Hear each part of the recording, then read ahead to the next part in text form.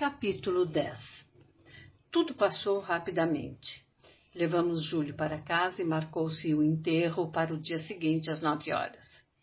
O dono da loja veio logo falar comigo e dizer que a loja faria o enterro porque ele era um empregado antigo e considerado.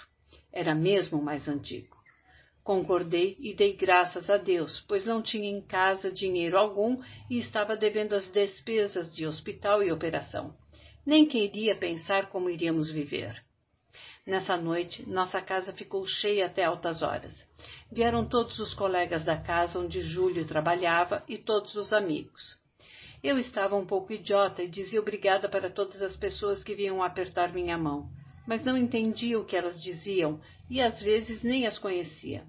Depois me lembrava que conhecia muito bem e sentia não ter sido mais amável para com elas. Clotilde, de vez em quando, vinha me buscar para ir lá dentro tomar um cafezinho, mas não tinha vontade e não saí da sala um minuto sequer.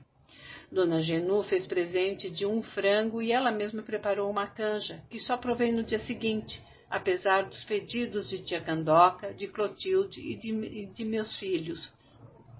Da meia-noite em diante, ficamos quase sós, porque todos foram saindo. Dona Genu ficou firme até o dia seguinte. Ora arrumava as flores, ora espetava as velas, providenciava tudo, animada e quase alegre, como ficava nessas ocasiões. No dia seguinte, começaram a chegar muitas coroas. Reparei que a mais bonita era dos donos da loja, depois a dos colegas, e outra de tia Emília, da rua Guaianazes. Clotilde também mandou fazer uma em nosso nome. Era de crisandálias graúdas, cor de carne. Preferia que fosse de crisandália cor-de-rosa, mas ela disse que não havia mais. Depois que o enterro saiu, fui lá para dentro, com tia Candoca de um lado e dona Genu do outro, e sentando numa cadeira da copa, chorei livremente. Os 2 filhos mais velhos foram acompanhar o pai. Só Julinho e Isabel ficaram comigo.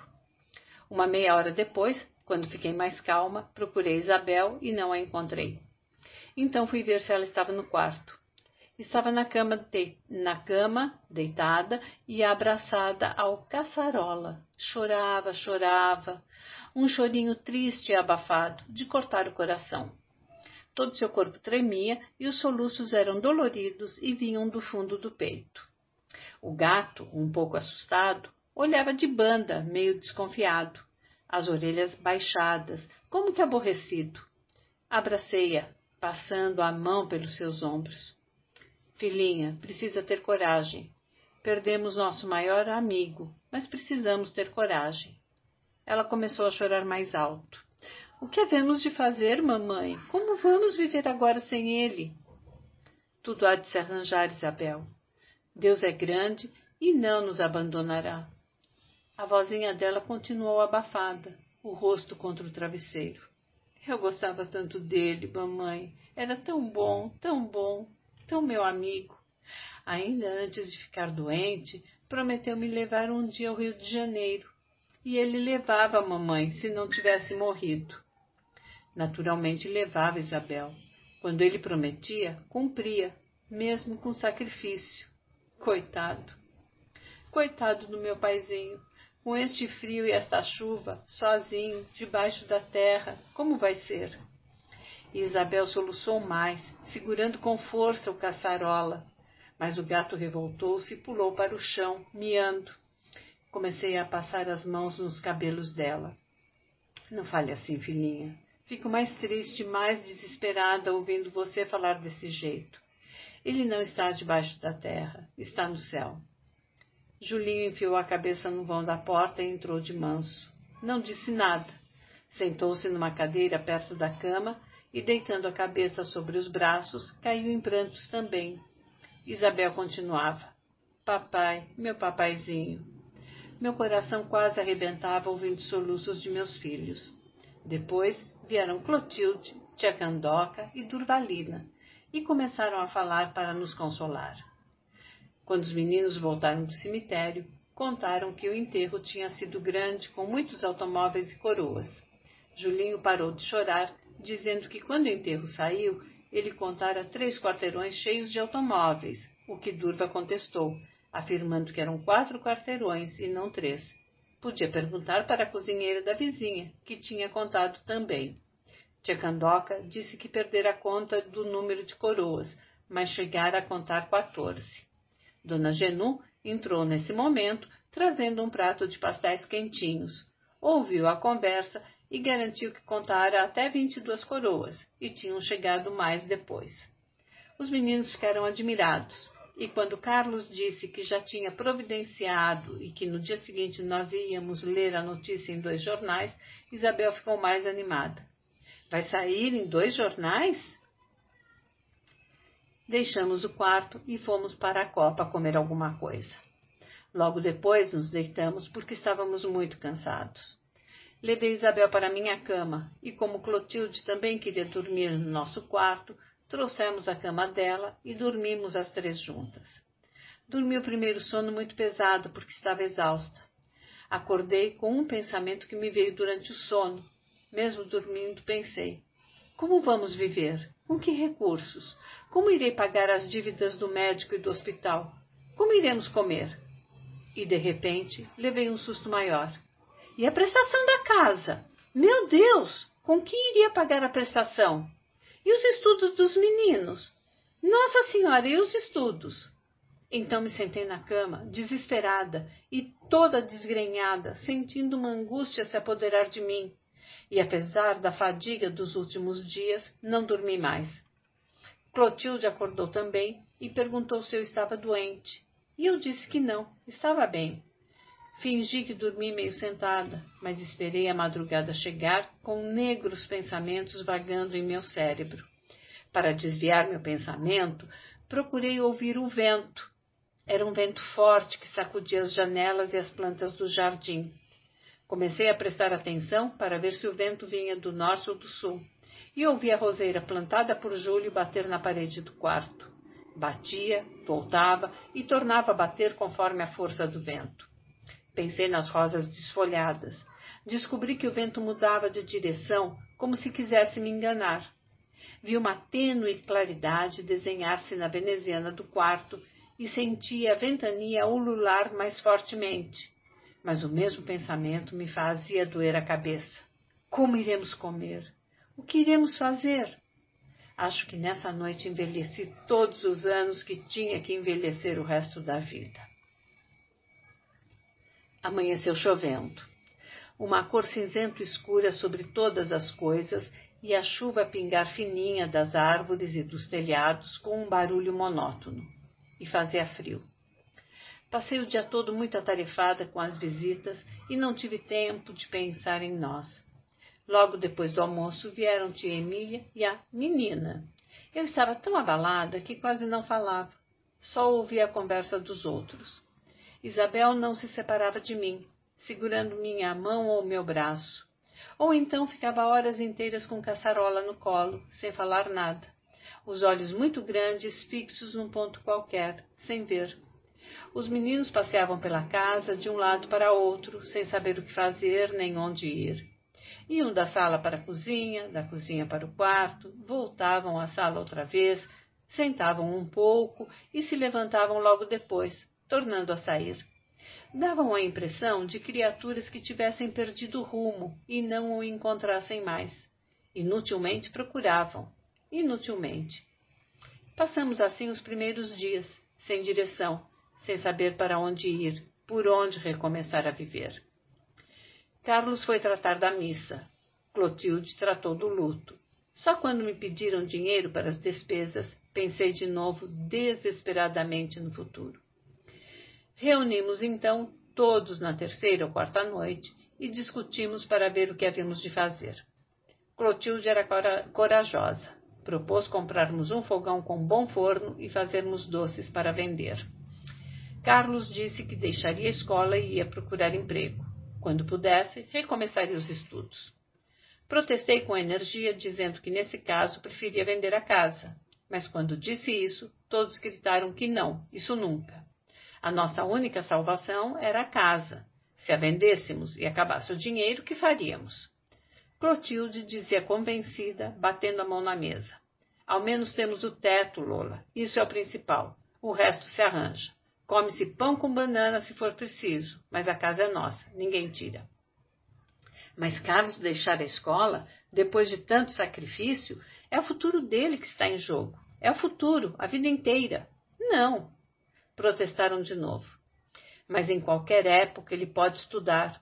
Nunca é tarde para isso. O principal agora é garantir a casa, o teto. Quem sabe o ano que vem as coisas melhoram e ele pode continuar a estudar. Olhei tristemente para Carlos, que confirmou. É isso mesmo, mamãe. Tia Clotilde tem razão. Se eu arranjar um bom emprego, a situação melhora muito. Estudarei mais tarde, quando puder. Julinho e Alfredo disseram que também iam trabalhar. Ficou assentado que só Isabel continuaria a estudar.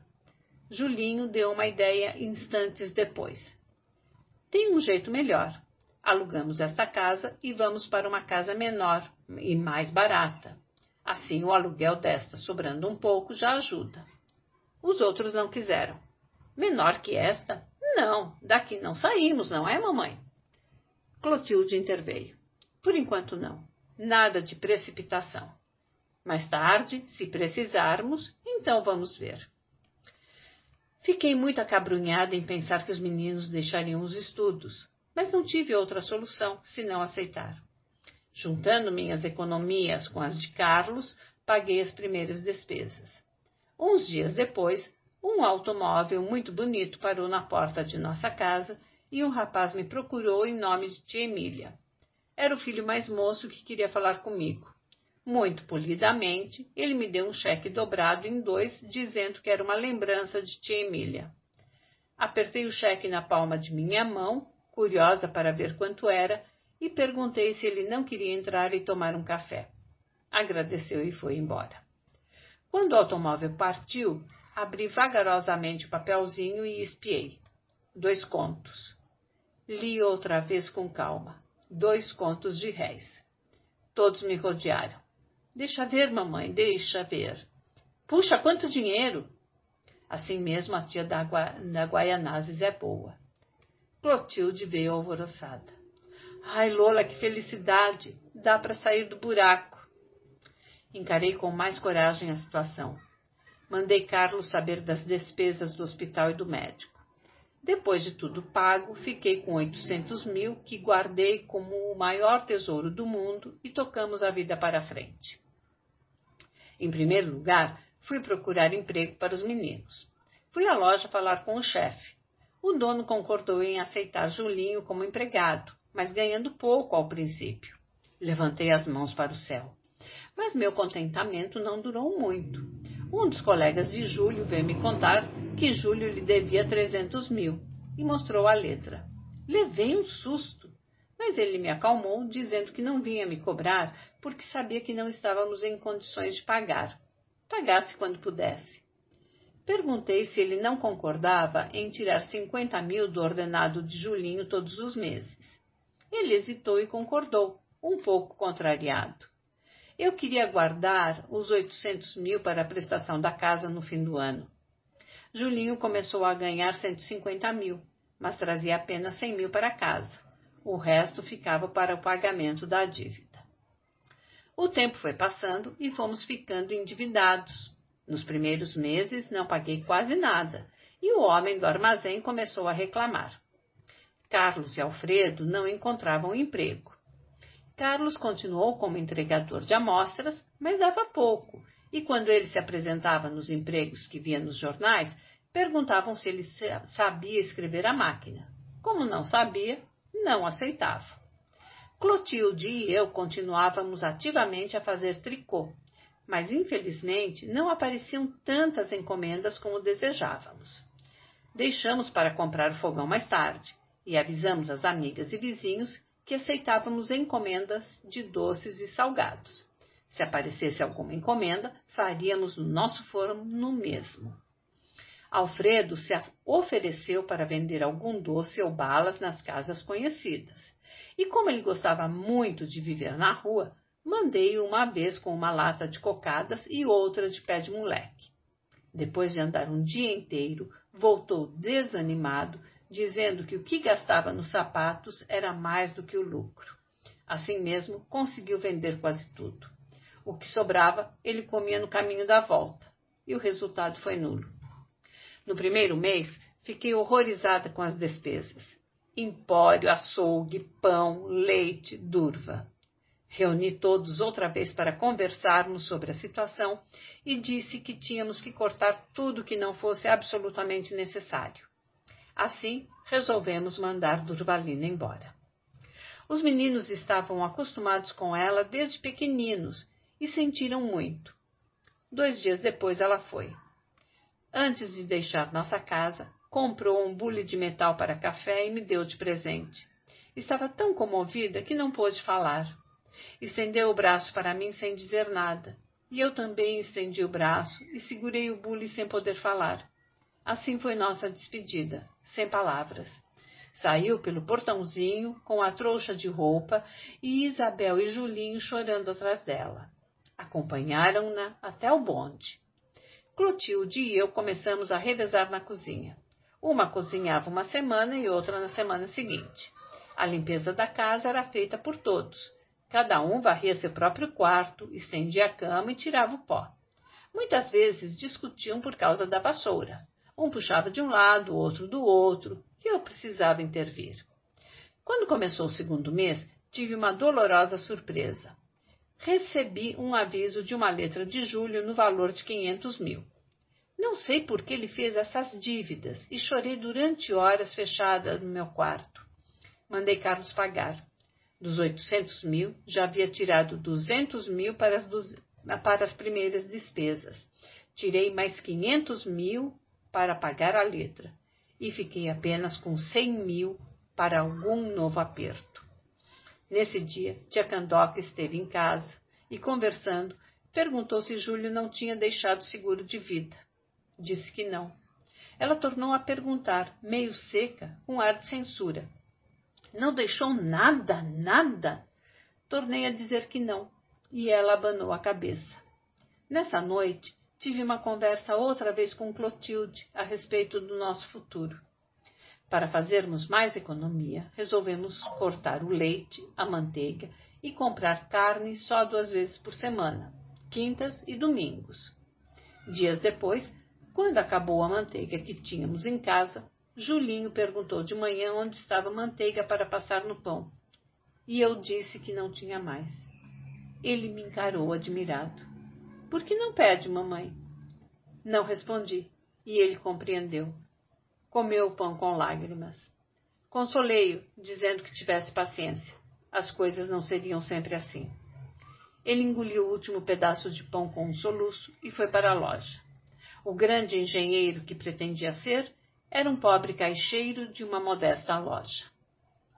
Nessa tarde, fomos visitar tia Emília e pedir um emprego para Carlos a um genro dela, que era diretor de um banco. Eu não queria pedir nada desde que não me atenderam uma vez, mas devido à insistência de Clotilde e com grande receio pelo futuro dos meus filhos, fui à rua Guaianazes. Agradeci calorosamente o cheque, que já agradecera por carta, e expliquei que os 2 mais velhos não tinham arranjado nada ainda, apesar de procurarem todos os dias. Ela ficou admirada, pois não sabia que meus filhos haviam deixado os estudos para trabalhar. Perguntou, seu marido não deixou seguro de vida? Respondi que não, porque vivíamos com muita economia por causa dos estudos dos filhos, e o dinheiro não sobrava para outras coisas. Ela também sacudiu a cabeça com ar de censura e nada disse. Prometeu falar com o genro e mandar chamar Carlos logo que arranjasse algum emprego. Voltamos para casa muito desanimadas. O fim do ano se aproximava rapidamente e eu só pensava na prestação da casa. Como iria pagar? Vivíamos com os 100 mil réis de Julinho, 100 mil réis que Carlos fazia com as amostras de remédios e algum dinheiro do tricô. Mas todos iam precisar de sapatos, roupas. E como compraríamos? O dinheiro dava apenas para comer. Quando os filhos perceberam que não havia carne todos os dias, não disseram nada, mas acharam muita falta. Todos os dias era feijão, arroz e batatas, uma verdura barata de vez em quando, e banana. Eu comprava bananas porque era barato e fazia eles comerem com comida. Nas quintas-feiras e nos domingos, preparava um picadinho de carne ou um bife pequeno para cada um. Como eles saboreavam esse bife! Comiam devagar, mastigando bem para sentir o gosto, e como a própria frigideira vinha na mesa, passavam o pão no molho tantas vezes que a frigideira ficava limpa. Clotilde e eu não comíamos bife. Mais tarde, tive de apertar mais, porque o dinheiro não dava. Então havia carne só aos domingos, e comprei menos pão. Nós também não comíamos pão. Apesar de nunca se queixarem, creio que muitas vezes passaram fome. Pobrezinhos. E como eu sofria com isso. Comecei a achá-los magros, mas Clotilde disse que era impressão. Todos estavam bem. De vez em quando, Clotilde ia à feira e comprava uma abóbora bem grande. Fazia então uma tachada de doce. E durante uma semana inteira, comia um doce de abóbora 3 vezes ao dia. Às vezes era doce de batata. E uma vez então que Clotilde misturou coco na batata. Foi um dia de festa. Quase choravam de alegria. Só 2 meses depois que pediu um emprego à tia Emília, Carlos foi chamado ao banco e deram-lhe uma colocação. Começou ganhando 200 mil por mês. Nem acreditei quando ele veio com a notícia. Faltava agora Alfredo. Esse não tinha muita vontade de trabalhar, mas como viu que não podia viver assim, andava procurando emprego em oficinas de mecânico, pois era o que mais gostava. Como não tinha prática, não era aceito. Chegou o mês de dezembro e continuamos na mesma ansiedade, vivendo com muito pouco dinheiro. Foi então que chegou a primeira encomenda de doces. Veio da rua Guaianazes e era para a véspera de Natal. Mas como a encomenda era grande, ficamos sem saber o que fazer, pois não tínhamos dinheiro para comprar os ingredientes. E pedir para a tia Emília outra vez era demais. Tive então uma ideia. Ir de empório em empório até encontrar um que me fiasse o necessário. No nosso eu não podia pedir porque já estávamos devendo o último mês. Peguei a lista de tudo que precisava, juntamente com a carta de tia Emília fazendo as encomendas, e entrei no primeiro armazém. Nem acabei de falar, o dono foi logo dizendo que não podia. Fui ao segundo, ao terceiro, ao quarto, nada. Tomei o bonde, procurei outro bairro, a mesma coisa. Todos abanavam a cabeça, dizendo que não. Lembrei, então, do bandolim de mosaicos que mamãe tinha deixado. Mostrei o broche aos donos dos armazéns, dizendo que ficaria depositado até eu pagar a conta, e valia uns 200 mil réis. Nem assim. Só quando entrei no 15º empório e já estava quase morta de fadiga e tristeza, um homem gordo me atendeu. Leu a carta até o fim e disse que podia retirar o que precisasse. Olhei para ele com tanta admiração que ele repetiu a ordem e, quando dei o broche como garantia, disse que não precisava, porque tinha confiança em mim. Com lágrimas nos olhos, fiz então a encomenda. Ovos, açúcar, farinha, frangos, manteiga, cocos, tâmaras e ameixas. O embrulho era enorme e eu não podia carregar. Ele ficou de mandar no mesmo dia. Depois de agradecer muito, saí de lá tão leve, como se fosse voar. Clotilde e eu começamos logo a trabalhar. Arregaçamos as mangas, pusemos os aventais grandes e trabalhamos 2 dias sem parar, até tarde da noite. Ficou tudo tão bom e tão bonito que demos graças a Deus e a nossa mãe por nos ter ensinado um meio de ganhar a vida. No dia determinado, tia Emília mandou o automóvel buscar e ficamos sossegadas. Passamos um Natal mais aliviado, pois apesar de não termos nada, nossa mesa ficou bem